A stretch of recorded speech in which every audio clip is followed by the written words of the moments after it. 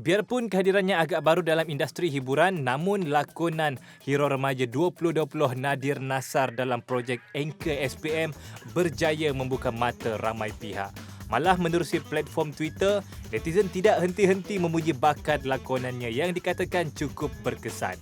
Sehingga kan ada yang tak berpuas hati. Siap kata nak pijak Nadir kalau jumpa tepi jalan. Apa kes ni? Okay, hai, nama aku Nadir Nassar. Aku bermain watak sebagai Hilmi Zulkarnain di dalam projek NKSPM. So basically, apa yang dilanda Twitter dan juga Instagram dan juga TikTok, baru-baru ni episod ke-6 aku bertukar daripada good boy kepada sad boy. So itulah orang buat aku punya compilation macam mana aku tukar daripada good boy to that sad boy. Lepas tu orang nak pijak-pijak aku, nak marah aku disebabkan, a bit spoiler alert, disebabkan aku kantoikan SPM Ohana 9903 daripada sad boy kepada bad boy. So that transition of episode to episode yang buatkan orang tak puas hati dengan karakter aku kot actually, which is Hilmi Zulkarnain.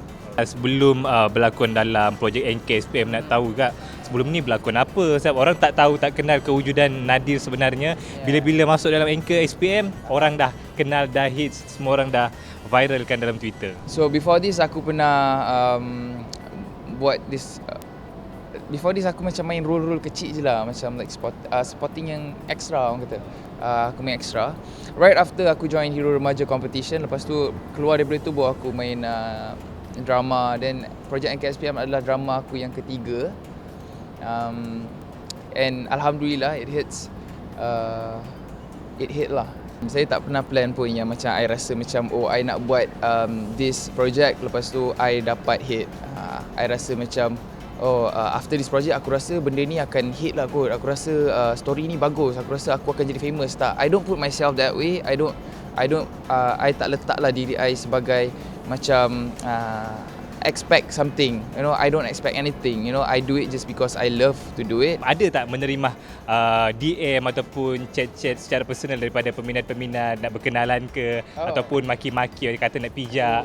Ada, banyak je sebenarnya. Ada juga orang DM lah, cakap macam kenapa I rasa macam dulu I suka you, right after you main karakter Hilmi ni I dah tak suka you dah. Which is good lah, sebab you know that's the point of the story where I wanted to tell people that you know this kind of people Hilmi Zulkarnain exists. So korang kena berhati-hati kat luar sana. Dia backstab kawan baik dia. So even you have best friend, don't trust anyone. Tiba. Okay, that's actually a lot. Actually sebenarnya orang banyak macam, I don't know, I tak tengok cerita Korea tau, tapi there's this one thing called second lead syndrome. So benda ni first yang keluar second lead syndrome ni adalah daripada drama-drama Korea. So time project NKSPM ni diorang macam buat macam Hilmi second lead syndrome, and you know I simp for him blah blah blah blah.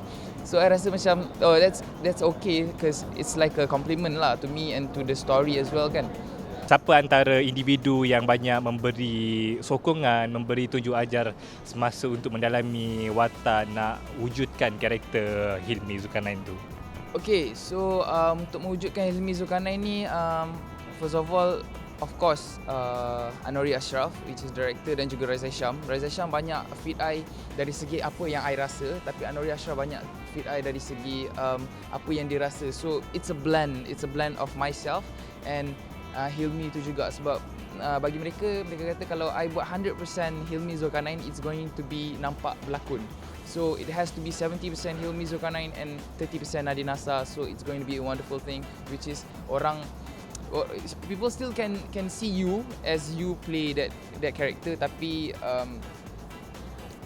it's other people again. And Alhamdulillah juga, I'm surrounded by cast yang sangat-sangatlah supportive, which is Dayan Trisha, Eddie Ashraf, Shasha Abdul, every single cast helped me a lot in build that character. We help each other as a team. And then two of the main directors, which is Raisa Syam and juga Anori Ashraf. Anori taught me a lot, Raisa Syam taught me a lot as well.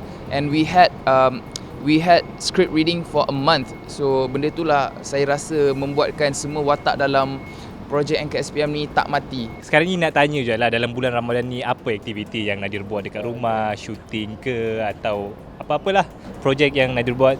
Oh, okay. So sekarang ni Nadir tengah buat projek shooting tu yang which is Derhaka Air Tanggang. Okay, so basically Ramadan ni agak challenging sebab I sekarang ni tengah berlakon di salah satu set which is Derhaka Air Tanggang, and then this is actually the first time I berlakon dan juga I berpuasa berlakon di bulan Ramadan. Stay hydrated guys. Sekarang ni ada beberapa minggu lagi kita nak memasuki bulan Syawal. So mungkin apa persediaan yang dah dilakukan? Mungkin baju raya. Persediaan tu tak ada sangat lah kot. I rasa tahun ni agak sedih juga macam tahun lepas sebab kita tak boleh balik kampung kot just because of PKP. I pakai baju Melayu tahun lepas. I tak beli baru.